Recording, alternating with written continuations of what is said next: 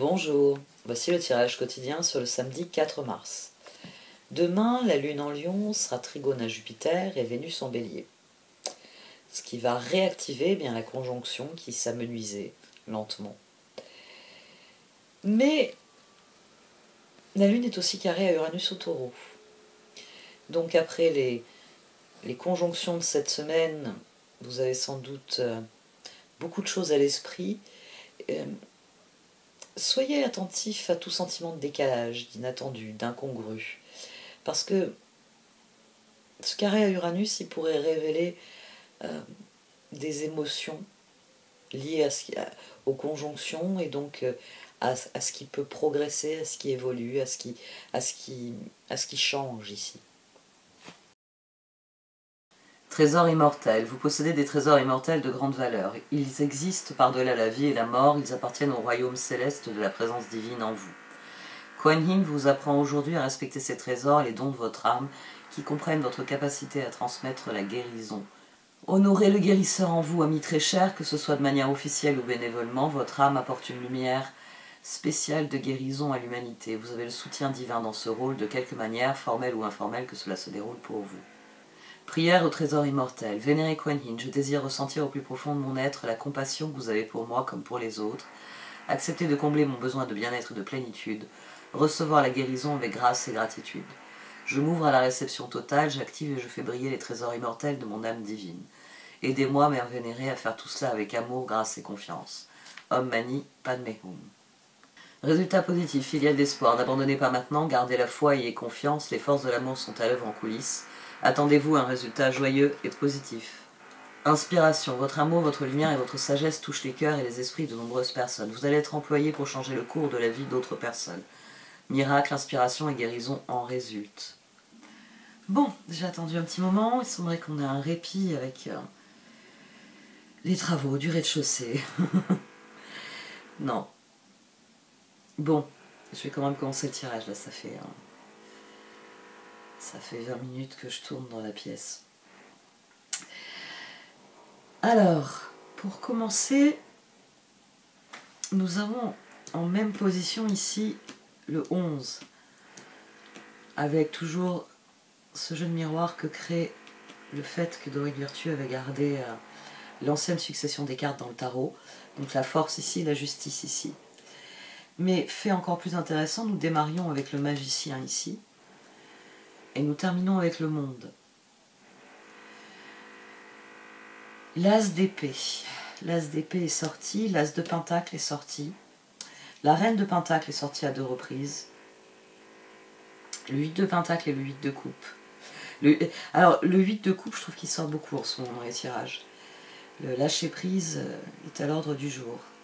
C'est sans doute sa nouvelle lune en poisson qui a réellement donné cette impulsion.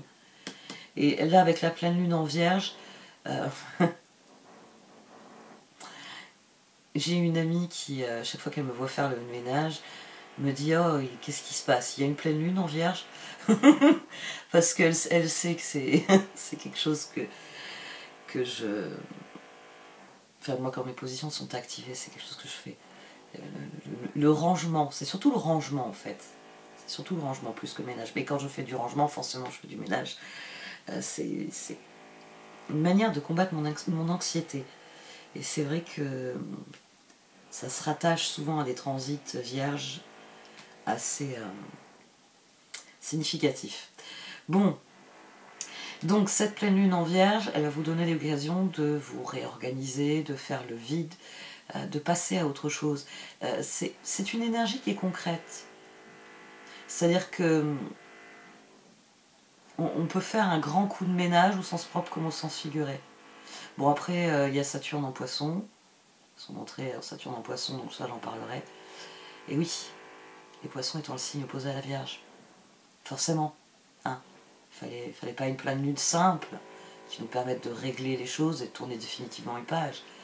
Il fallait une pleine lune qui nous propulse, nous envoie dans un nouvel univers, ou plus exactement, qui sert de marchepied à Saturne. Bon, j'y reviendrai dans quelques jours.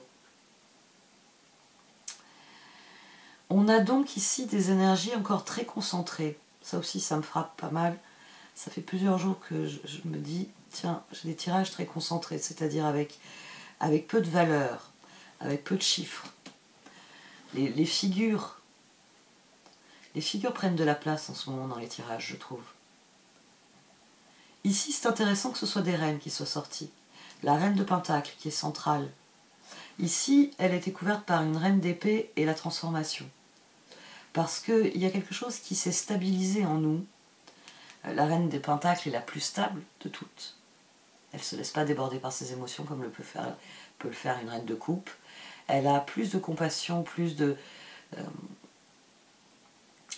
compassion. Et j'avais un autre mot qui m'était venu à l'esprit. Il s'est enfui aussi vite que la pie qui est passée devant mes yeux. Oui, parce que je regarde par la fenêtre pendant que je parle.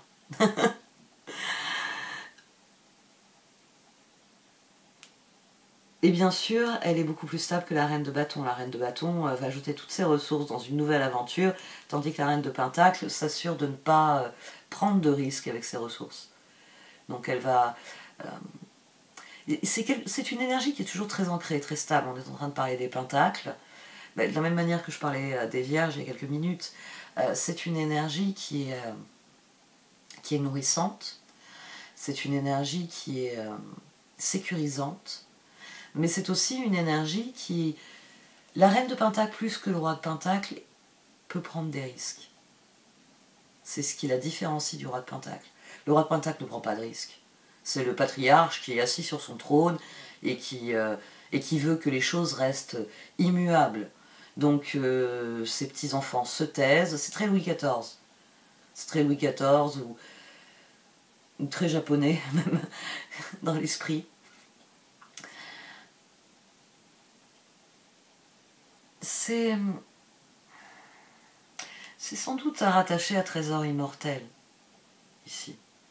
On a le 4 de Pentacle, la Reine de Pentacle et l'As de Pentacle. Il y a un engagement irrévocable, le pape.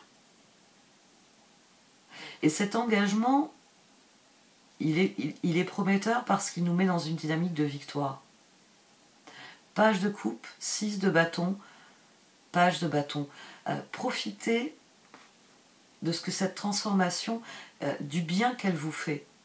Ici, on rétrograde des reines aux pages pour renouer avec cette part d'innocence, avec cette part de nous qui n'a pas besoin d'une coupe, qui n'a pas besoin d'un gros chèque, qui n'a pas besoin d'une récompense dorée et pailletée et comment dire, une gratification. Il n'y a pas besoin dans un page d'une gratification. Le page, c'est le fou. Il fait les choses pour le plaisir de les faire. C'est ce que j'essaye de vous dire quand je prends l'exemple du gâteau.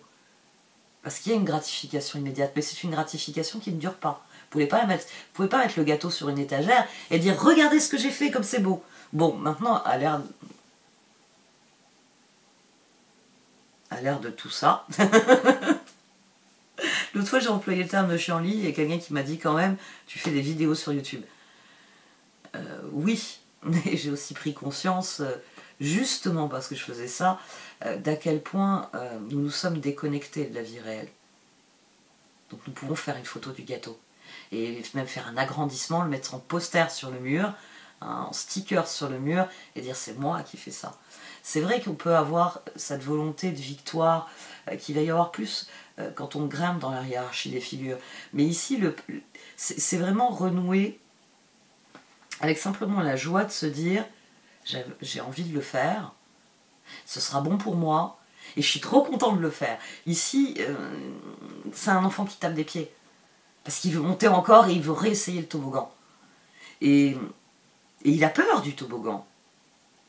Il a peur, ça pourrait mal se passer le prochain tour de toboggan. Mais il veut le faire. Il y a ça ici. Hein. Et la force, ici on a le magicien et la roue qui forment la force. On a aussi la lune, 18. On a aussi le soleil, toutes ensemble. On lâche prise parce que il faut que je le refasse. Il y a cet appel-là. Et ça, c'est un appel qui est nouveau. Résultat positif, inspiration. C'est sans doute des petites choses. Je pense pas que vous soyez comme un enfant qui va se mettre à sauter partout en criant « je l'ai fait, je veux le refaire ». Mais il faut qu'il y ait ce tressaillement au niveau du cœur. C'est là que vous sentez que la transformation, c'est une bonne transformation. C'est là que vous vous dites « j'ai pris une bonne décision ». Parce que ça doit être ça le but. Hein. Soleil, 3 de bâton, justice, as d'épée. C'est quelque chose de définitif dans votre esprit. Comme toujours, il y a toujours des choses qu'on n'a pas envie de faire, il y a toujours des choses qu'on a moins envie de faire, il y a toujours des choses qui nous font carrément chier dans les grandes largeurs, mais le ressenti général doit basculer vers quelque chose de positif, vers quelque chose de nouveau, de dynamique, de vivant. C'est l'énergie de renouveau. Hein. C'est, je le sens peut-être déjà, c'est la lune en lion demain qui est trigone à la conjonction Jupiter-Vénus. Parce qu'il y a eu le jour exact de la conjonction. Mais vous le savez, quand on étudie une carte, on prend à 5 degrés près, avant et après. Certains même montent jusqu'à 10 degrés avant et après. Donc, gardez bien ça à l'esprit. La conjonction est toujours active. Et demain, la Lune vient appuyer sur cette conjonction. C'est-à-dire que nos émotions vont nous tourner vers cet appel du cœur à grandir et à se développer. On va voir les oracles.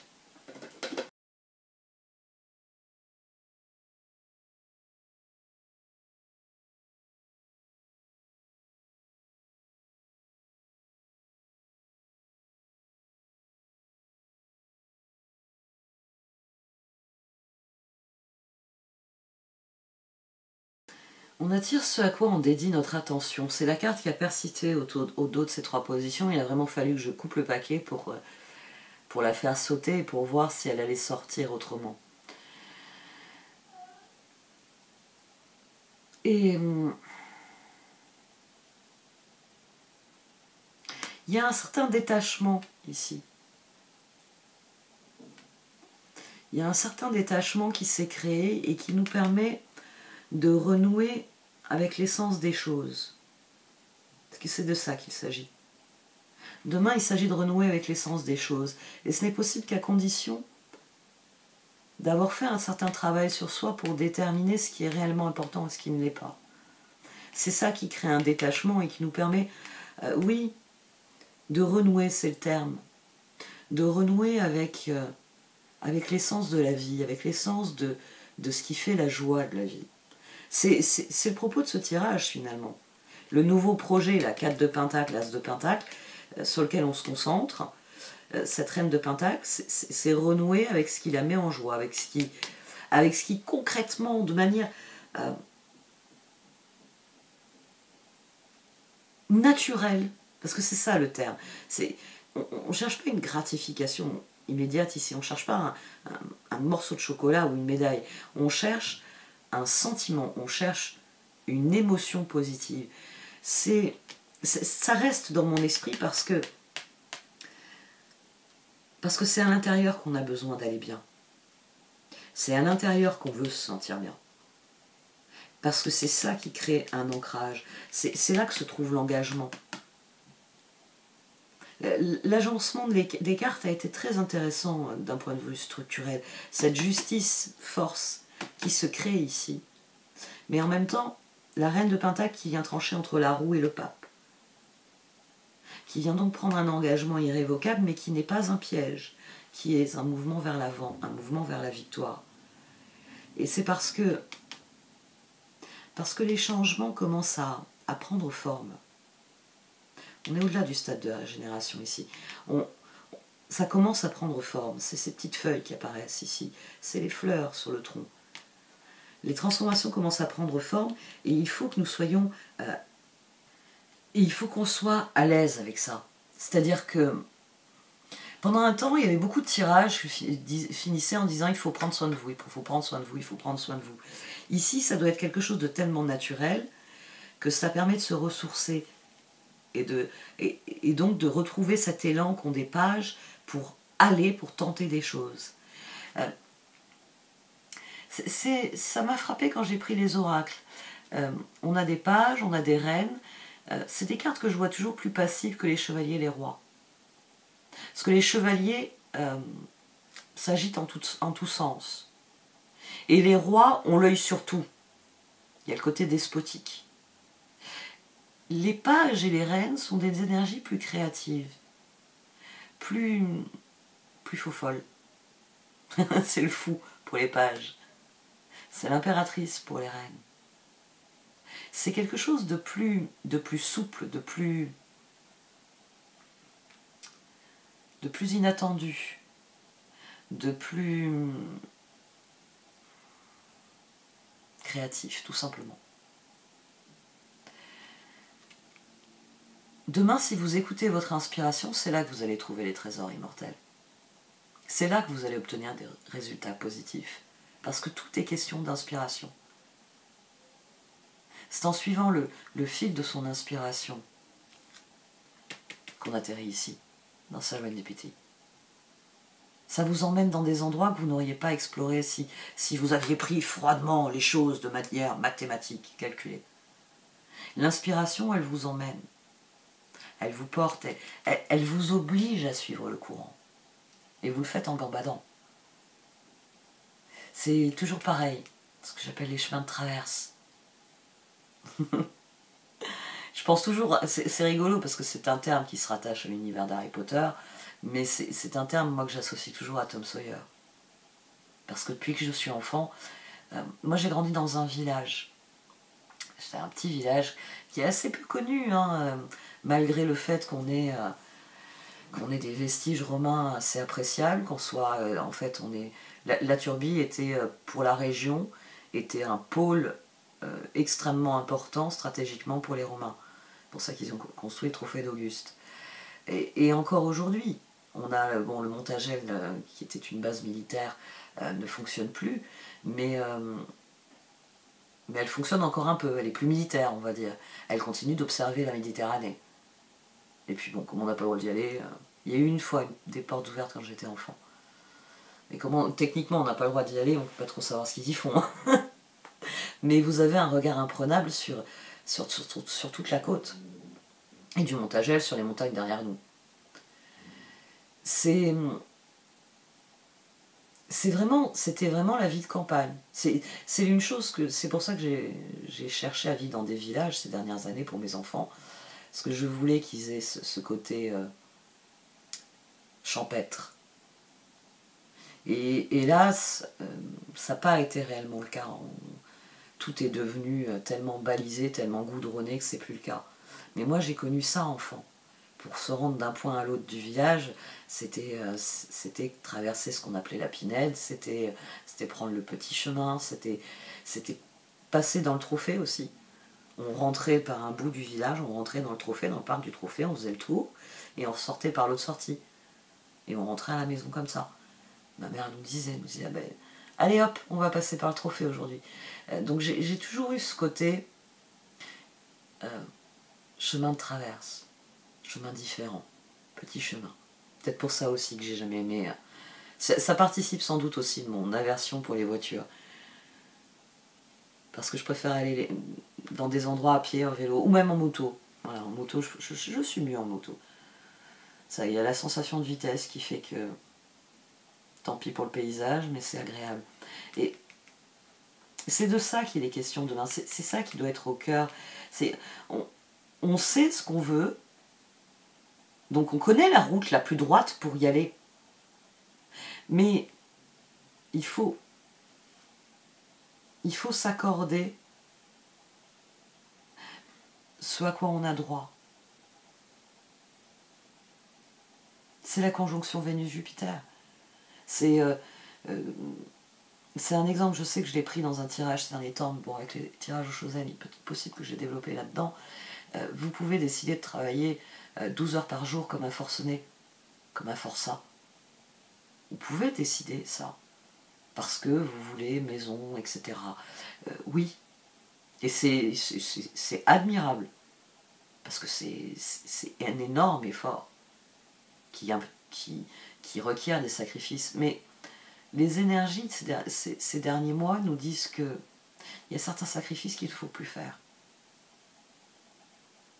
Et qu'il faut laisser parler son inspiration et plutôt aller dans la direction de là où le vent nous porte. Il faut plutôt choisir le petit chemin, parce qu'il va vous mener à votre objectif. Mais vous y serez allé à votre rythme, en pouvant respirer les fleurs, en pouvant caresser les chats, les chiens croisés sur votre chemin, en plaisantant et en riant avec ceux qui font la route avec vous. Et c'est de ça qu'il est question demain. C'est de rechercher ça, le plus essentiel des plaisirs. Le simple plaisir d'être et de vivre. Pas de courir après la médaille, la carotte, quel que soit on va dire l'objectif matériel qui est toujours sous-jacent dans toutes nos actions. Bon allez, j'arrête là. Merci de m'avoir écouté, vous pouvez liker, commenter ou partager cette vidéo. Au revoir.